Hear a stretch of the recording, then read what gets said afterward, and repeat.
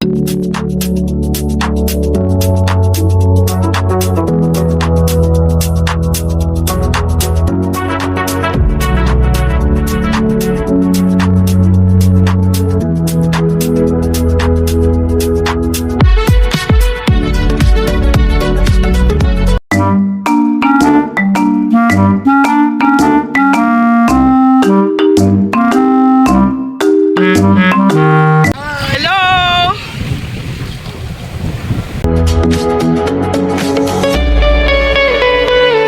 Tara na. Hi, good morning mga kalakwatsa. Happy Saturday. So it's time for another travel vlog from BPO Budget Travels and Gala. And love, this time we are going to Alaminos, Pangasinan. Kasama yung mga friends namin. Yes. Hello guys! Ayan. Tapos yung dalawa andun. Si Layton at saka si Jane. Kasi napahiwalay sila. Yes. So for the first time in a long time, a group travel na naman kami, and Yes. ang target talaga namin puntahan dito is ang 100 Islands. So ayun, to be able to get there, as you can see, we are inside the bus. This is just the local or a regular bus ride. Magkano lang? 571 Per head. ang bayad, one way. Diretso na to hanggang Alaminos, and we boarded the bus from the 5-star Pasay Terminal, di ba? Yes. Ayun. So, approximately, it's about 4 to 5 hours bus ride. Sa ngayon ay nasa NLEX na kami.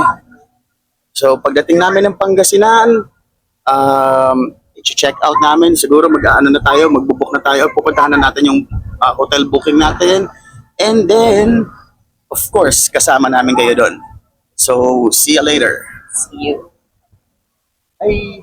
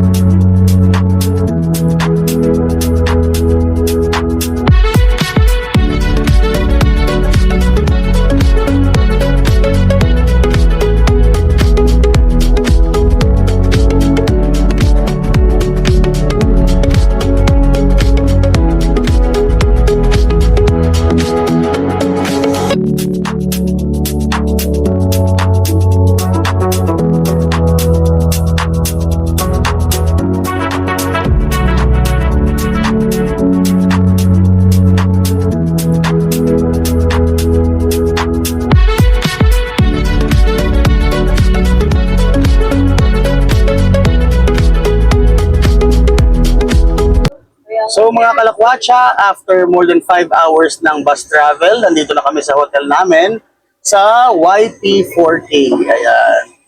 So, dun sa mismong bus station, susunduin ka nila. And eto, kita mo may golf cart pa. Ayan. Ikutin na muna namin yung facilities, tapos papakita namin sa inyo later. And hopefully, hindi pa dumating yung bagyo para bukas ng umaga, 100 Islands ang diretsyo natin. So itinerary muna namin is to wait for our ride at bibili kami ng food. Dahil kami lahat ay gutom na. Okay. So later na lang ulit.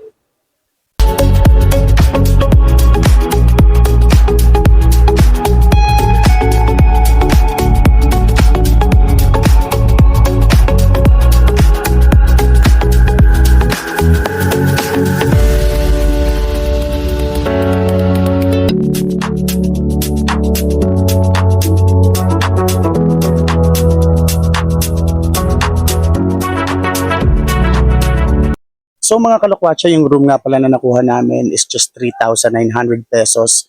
So ang setup niya sa isang room, there's already a toilet and bath.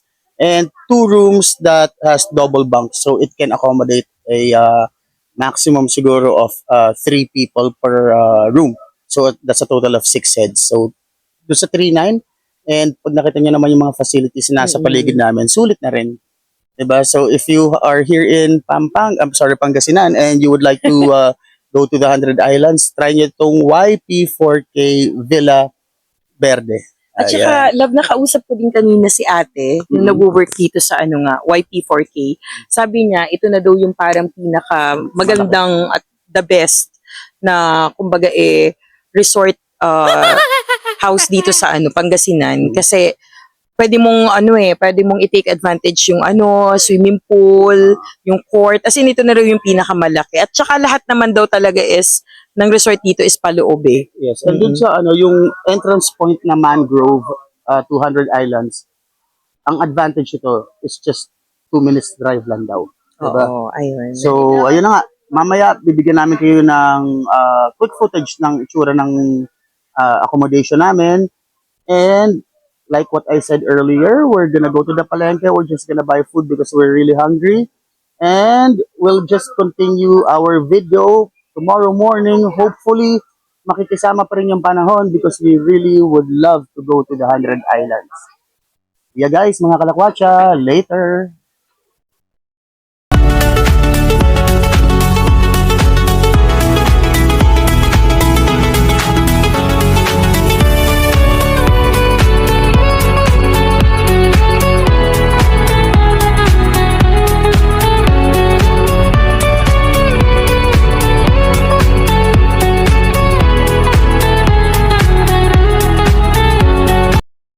So, eto ang unang gabi namin sa Pangasinan. After namin mamili ng lulutuin sa palengke, dito na kami nagpaluto sa pinsan ni Ali at nag-dinner. Busog na busog kami. Napawi ang pagod sa mahabang biyahe. Ang sasarap ng mga pagkain, kita nyo naman, 'di ba? Favorite ko tong maliliit na crabs. Tawag nila dito is baby crabs. At syempre, yung clams. Mamaya ipapakita ko sa inyo. Si Kuya, tinutulungan kami magbukas ng shell. Ayan, no? Ayan si Love. Sarap na sarap. Ayan, si Kuya. Ayun. 'Di ba? Tinutulungan niya kami magbukas ng clams.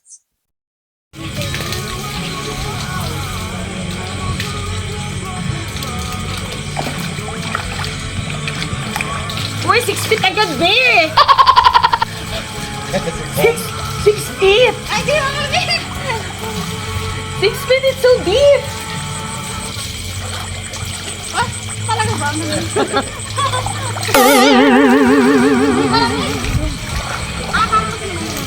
Oo, yan dyan malalim. Kaya siguro sila na.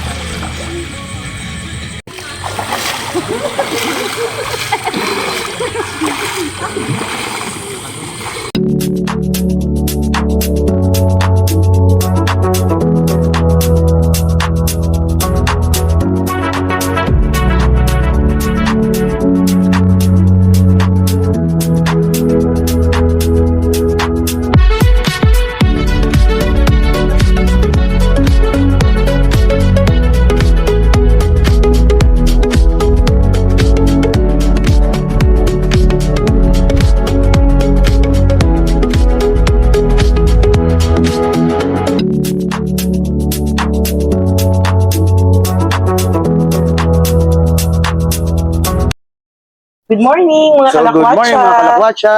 It's a beautiful Saturday morning. And time check, 6:30 in the morning. Darating na yung sundo namin. And of course, eto na yung ina-anticipate namin. Pinaka-excited kami na trip namin is 200 Islands. Ayun. So we'll have our breakfast first. Yes. Sa cousin ni na Ali. Ayan. And then after that, Ayan, ito na nga. Nakikita na namin yung van na susundo sa amin. Nag-park na. So, love, tara na. let's go. Check out na kami sa hotel and magbe-breakfast. Magkita na lang tayo sa 100 Islands. See ya! See you. Tara na!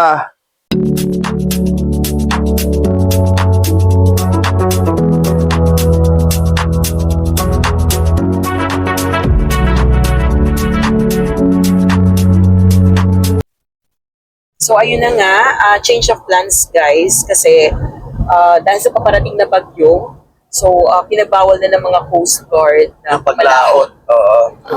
Stop operation ang tourism for 100 Islands. So, though it's disappointing, wala safety natin yan. Diba? So, you Yes. cannot argue. Well, anyway, marami pa naman pwedeng mapuntahan dito sa Pangasinan. And next stop natin is punta na lang tayo ng Bolinao. Patar Beach, right, love? Yes. Yun. So nasa biyahe na kami. Ilang minutes kuya from Alaminos to Bolinao? 40. Kaya mga 40 minutes drive to. So ayun. Samahan niyo na lang ulit kami doon. Let's check out Patar Beach and kita tayo pag nandun na kami. Ayun See ya. sila, oh. Hi, guys! Hello. Ayan. Ah, Sila. Dumaan na lang muna kami saglit sa palengke para bumili ng ulam at syempre tsinelas ni Layton.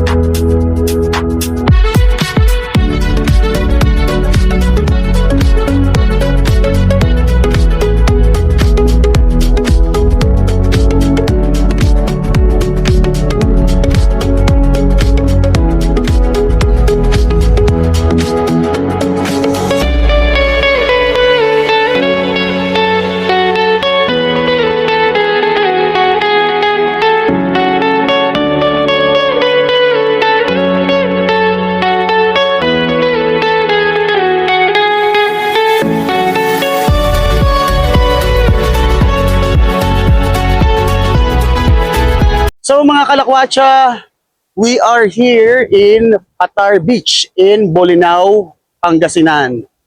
So since pinagbawal nila lumaot yung mga tourist boats sa 100 Islands, so this is our backup plan. So itong Patar Beach, actually this is one of the most famous beaches dito sa Bolinao.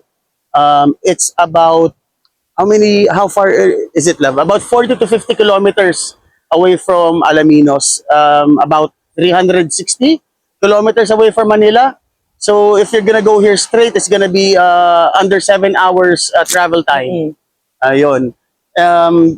This is like a hidden gem. Ang ganda ng beach niya. A little underdeveloped pero the potential is there. Ang ganda ng buhangin, malambot, white sand. So, of course, magsiswimming tayo. And actually, love, Oo. isa to sa gusto ko rin talagang bisitahin dito sa Pangasinan eh. Nakikita ko talaga to sa mga newsfeed ng mga friends ko. Oo. Napakaganda niya sa photo. And then, eto nga, nung nakita natin sa personal, as in, wow, hindi pala talaga biro. Yes. No edit, no filter. Maganda pala talaga din dito. Ayan. And- So, sayang nga lang, love, kasi hindi tayo makakapunta ng 100 Islands. But it's okay. Andito pa rin naman yun sa Pangasinan. We can go there, pag Yes. okay na yung weather. So if you're planning to travel to Pangasinan, this is one spot that is worth visiting. I do not recommend this sa mga commuters kasi based on my observation, after mo siguro bumaba ng bus terminal, it's gonna be more than an hour's tricycle ride. Wala akong iba nakikita public transport. Pero pag halimbawa, may dala naman kayo sariling sasakyan or van, go! Oo. Diba? Worth it itong puntahan.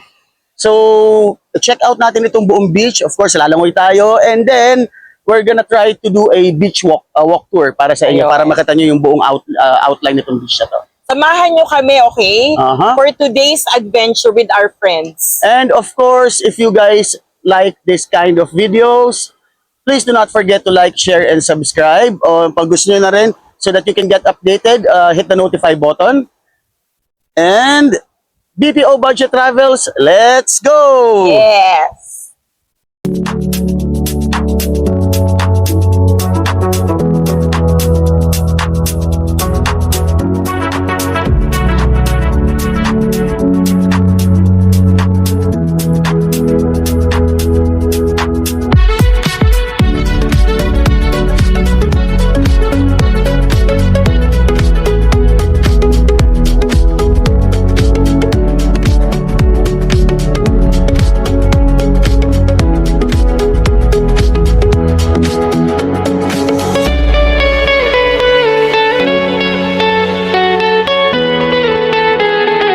So, dito sa Patar Beach, you can rent a cottage for 500 pesos. And if you're gonna bring your own car, tulad ng mga yan, that's gonna be 100 pesos per vehicle.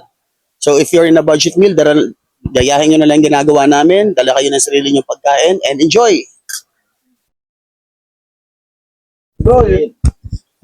At ito yung bagong friend na nakilala namin. Yan, alam namin yung ganyang galawan, di ba? Kunwari natutulog.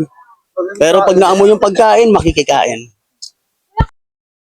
At syempre, eto na ang favorite part ko, ang swimming. Kung mapapansin nyo, mainit, diba? Pero naka-wind signal number 1 na ang Pangasinan sa lagay na to. Kaya hindi na kami natuloy sa 100 Islands. Pero okay lang din kasi maganda naman dito sa Pater Island eh.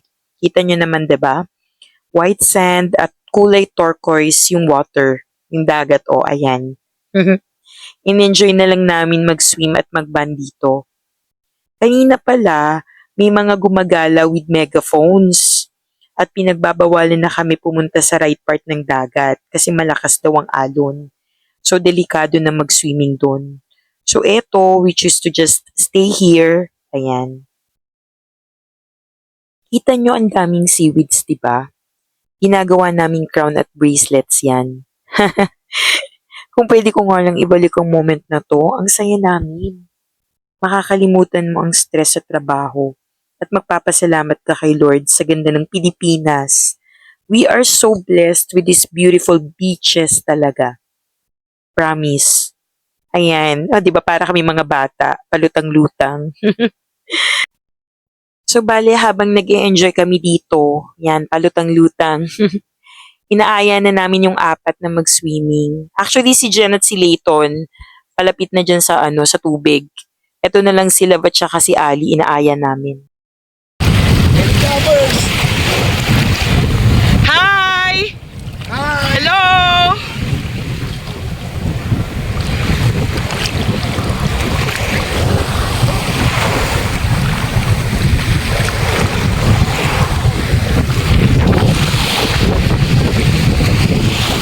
So mga kalakwatsa, tapos na kami sa paglangoy sa Patar Beach.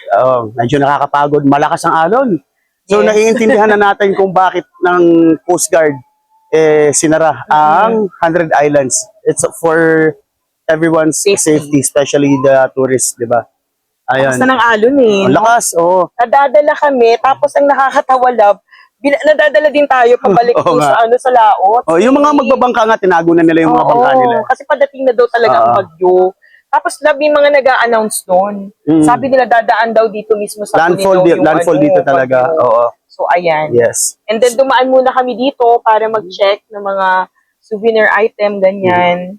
Yan. So, bago bumalik ng Alaminos, check out muna tayo ng souvenirs. Tingnan natin kung makakahanap ako ng ref magnet para isasama ko na naman dun sa mga collection ko.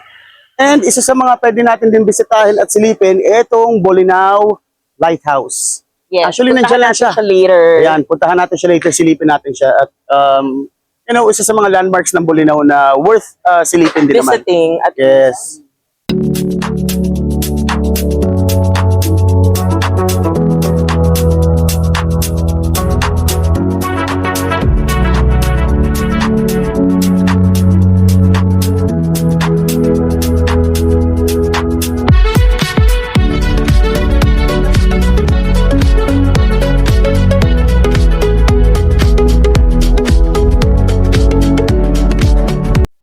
Ayan. So, eto kami ni Love. Naglalakad pa akyat. Medyo matarik tong akyat na to. Pero maigsi lang naman. We're here in Bolinao Lighthouse. Lighthouse. Yan. So, sabi sa amin nung nag-host sa amin, at least this place is worth visiting. Tulong na rin sa tourism ng Bolinao, di ba? 40 pesos lang 40 din naman pesos yung lang ang entrance. eh. And I think it's worth it. Yes. Ayan, no? So, Cape Bolinao Lighthouse, as it says here, it is the second tallest lighthouse in the Philippines, and this is a century old. Good. Built by Filipino, American, and Yes. British engineers.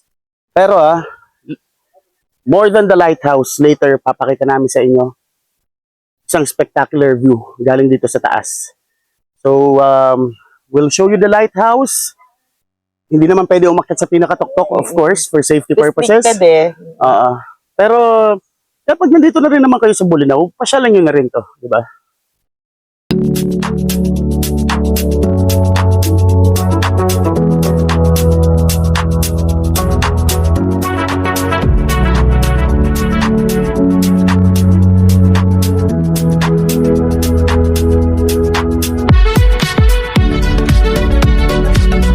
So mga kalakwatsa, here we are. Ito yung sinasabi namin sa inyo na spectacular view of the West Philippine Sea galing dito sa Bolinao Lighthouse. Ayan o, pagkaganda-ganda niya.